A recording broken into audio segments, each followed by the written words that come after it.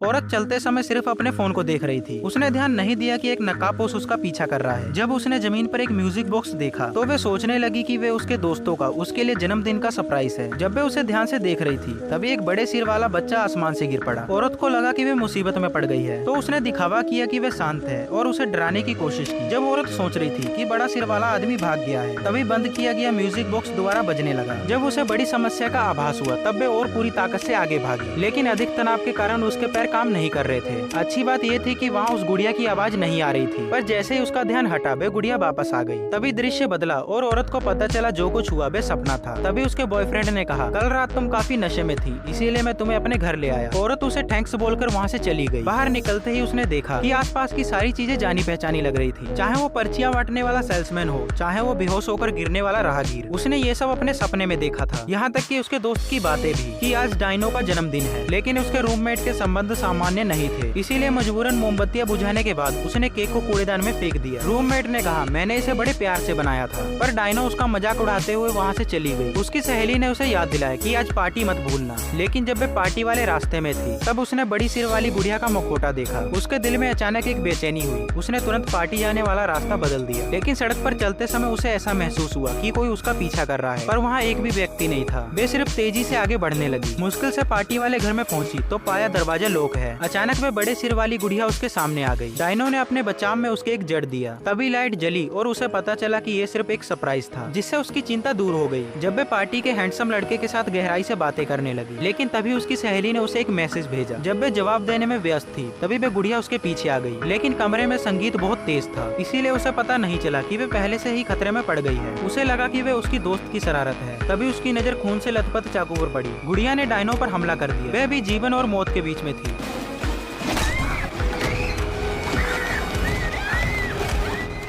तभी कमरे में एक नशे से तुष्ट आदमी आ गया। डायनो ने उससे मदद करने के लिए कहा, पर वे आदमी इतने नशे में था कि उसे कुछ ना समझ आया कि वहाँ क्या हो रहा है। अंत में उसने दरवाजा सीधे बंद कर दिया। इसके बाद वे फिर से डरावने सपने से जाग गई। उसका बॉयफ्रेंड वही लफ्ज बोल रहा था। वे बाहर निकली। अब उसे समझ आ गया था कि ये सपना है। वे निश्चित रूप से किसी चक्रव्यूह में फंस गई है। उसने जल्दी से ये बात अपनी खास दोस्त को बताई, पर ऐसी बिन बुनियादी बात पर कौन ही विश्वास करेगा। इस बार उसने सीधे तौर पर जन्मदिन की पार्टी को मना कर दिया और हॉस्टल की खिड़की को मजबूती से बंद कर दिया ताकि वे बड़ी सिर वाली गुड़िया अंदर ना आ जाए। लेकिन कुछ समय बाद उसे लगा कि जैसे कोई कमरे में है। उसके मन में अचानक एक अशुभ संकेत आया। भले ही उसके पास आत्म सुरक्षा के लिए एक हथौड़ा था, लेकिन वे अंत में मारे जाने की किस्मत से ना बच पाई।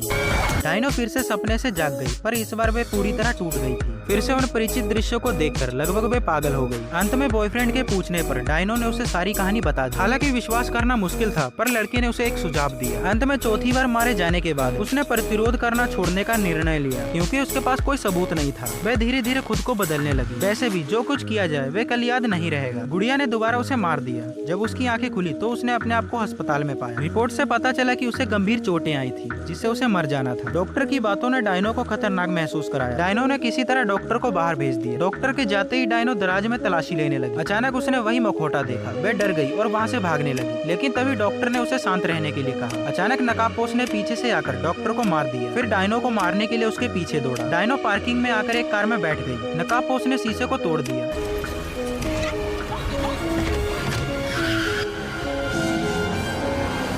इसके बावजूद भी डायनो वहाँ से बचकर निकलने में कामयाब हुई। रास्ते में उसे पुलिस रोक लेती है। डायनो ने कहा, मैंने काफी शराब पी है और मैंने बुरी चीजें भी की हैं। उसने ऐसा इसीलिए कहा ताकि पुलिस उसे हथकड़ी लगा दे और वे नकाबपोश से बच जाए। लेकिन तभी एक अनहोनी हो गई।